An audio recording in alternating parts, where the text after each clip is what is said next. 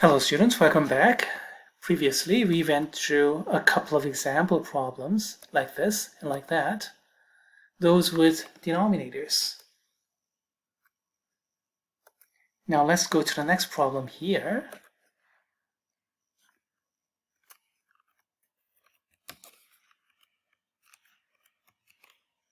And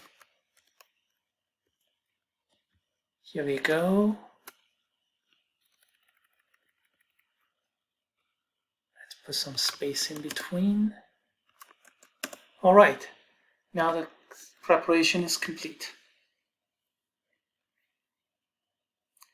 Okay, what's the first observation here? We have to kill off the denominators.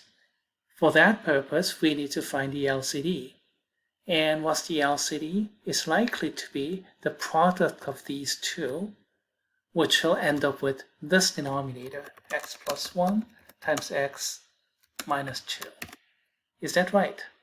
X squared minus x minus 2 is equal to x plus 1 times x minus 2. Is that correct? Are we going to get the product of these two denominators? The answer is yes. If it is not the case, then probably something is wrong. Either I wrote the wrong problem, or you made some computation mistake somewhere.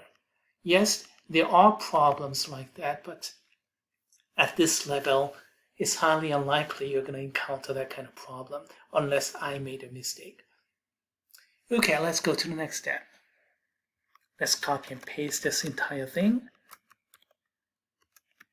And then let's multiply this LCD, the least common denominator, to each fraction like this.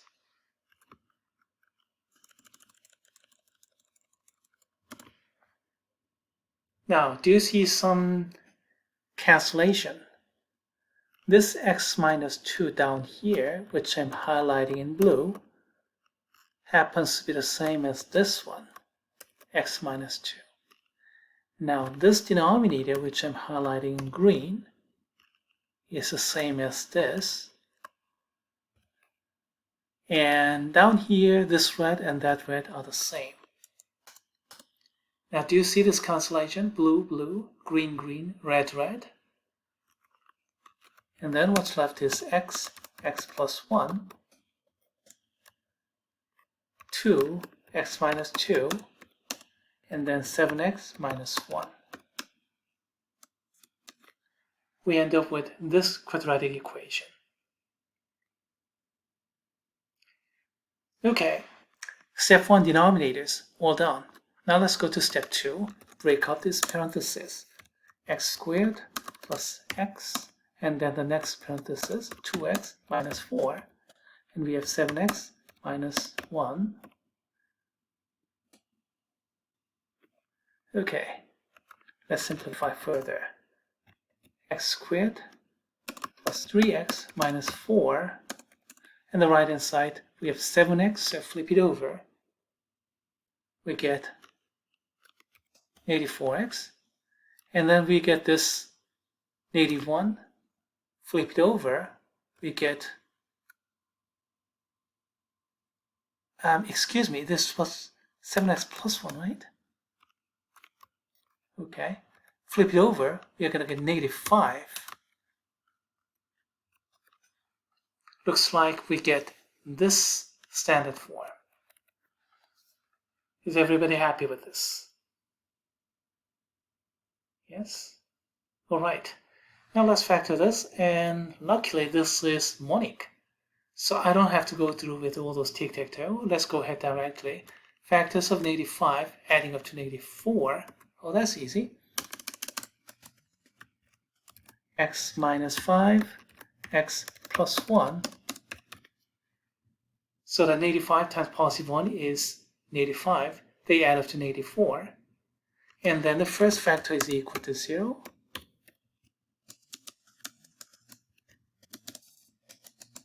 Where second factor is equal to 0. So from here, flip 5 to the other side, we get x equals to 5. and flip this one to the other side, we get x equals to -1. All right, everything looks good. So let's check. Let's copy and paste this into computer algebra system.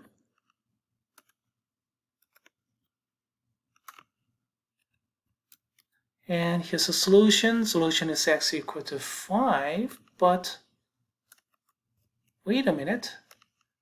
X equal to -1 did not come out. What's going on here? We have x equal to 5, blue, times x equals to -1, red, is equal to 0. So we get x equal to 5 from blue factor, and x equals to -1 from red factor. But computer algebra system says only x equal to 5 is the answer. This one is not.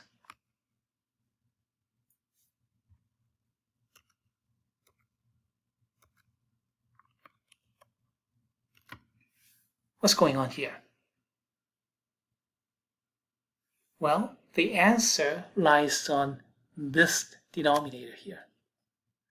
If you plug in x equals to -1 to the original, the second expression, second fraction does not make any sense because denominator hits 0.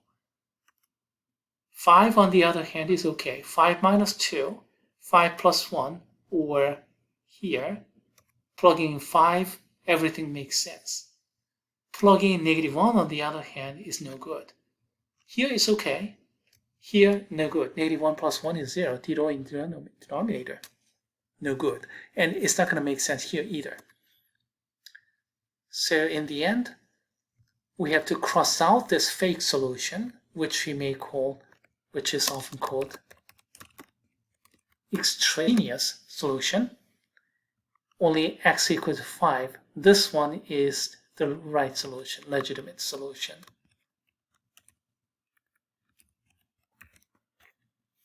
So legitimate solution, x equal to 5, or just solution.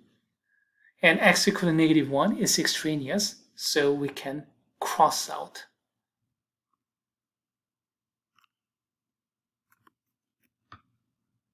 You can manually check those. Plug in x equals to 5 and then run your computation. 2 equals to 2, that looks good.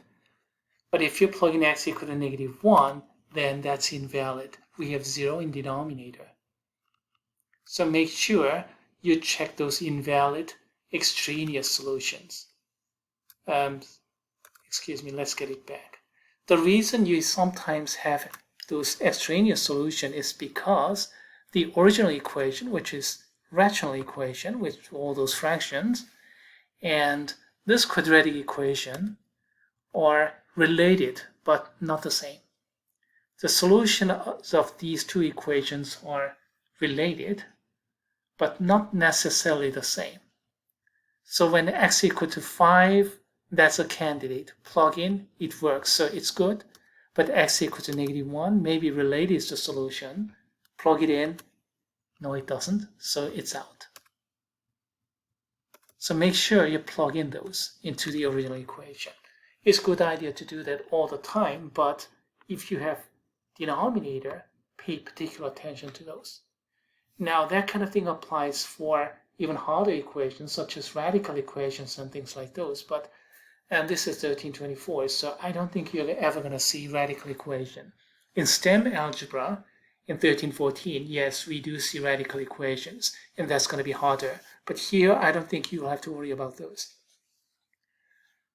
For fractions, make sure you check. As a matter of fact, always check.